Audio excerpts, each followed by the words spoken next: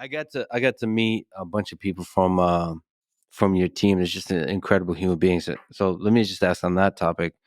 How do you hire a great team? Like, what have you learned about hiring for everything for the main channel that you do, Yeah. for the React the game the gaming channel to MrBeast Burger to Feastables, all that.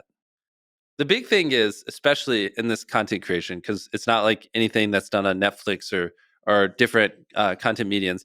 I really need people who are coachable and like really see the value in what I care about, because it's a very specific way of going about things, and it's a thing. There's no one like plug and play. Like if Netflix wanted to hire someone to do a documentary, there's probably tens of thousands of people you could hire that have worked on documentaries before. But if you want to hire someone to make super viral YouTube videos, like we do, there's just no one you can really pull from. Like sometimes I'll hire people from game shows, right? And they have all these preconceived notions about pacing and how a video should be, and you have to spend like the first year like breaking all these habits, and and they think they're better than you. Like a lot of people in traditional think they're better, and they think their way is better than what we do. And so for me, it's almost easier to hire people that are just hard workers that are obsessed and really coachable, and just train them how to like be good at content creation and production, than to hire someone from like traditional, which is the only way to really do it, because there's not that many YouTube channels that have scaled up. So it's not like there's a huge talent pool of people who've worked on YouTube channels. So it's easier just to train someone than just pull them from traditional, because traditional people just, I don't know, they have all these opinions and things, and they just think our way of going about things is dumb.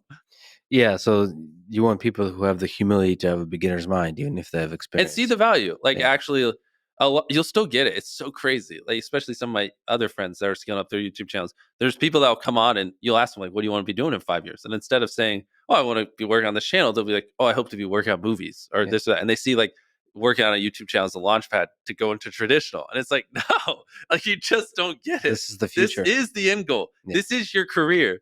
Um, and so I'm just so tired of having those kinds of conversations. Like I feel like people really should be coming around. Are there like recurring interview questions that you ask? Is there ways to get?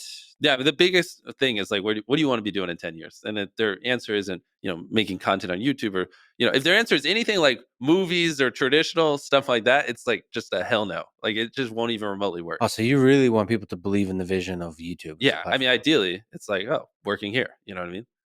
So it's less about the medium and more about just being on a great team that's doing epic stuff. Yeah. Well, and yeah, the media as well. Cause it's just, it's hard to put it into words, but it's just two completely different ways of going about things. Like our videos aren't scripted, and it's a lot more run and gun. And if we hypothetically blow up a giant car or whatever, like you only have one take, you know what I mean? So and it's not scripted, and so you have to over film, overshoot things, overcompensate for like the dumb way of going about it. And a lot of traditional people would be like, well, just plan what you're going to say and just plan the angles. You can cut the cameras in half. You can save 50 grand here. You can save, $75,000 editing, this and that. And it's like, yeah, but that's not authentic. Like that's, blah, blah. You get it. It's almost so obvious that it hurts to have to like constantly have these conversations, but it's what we live in.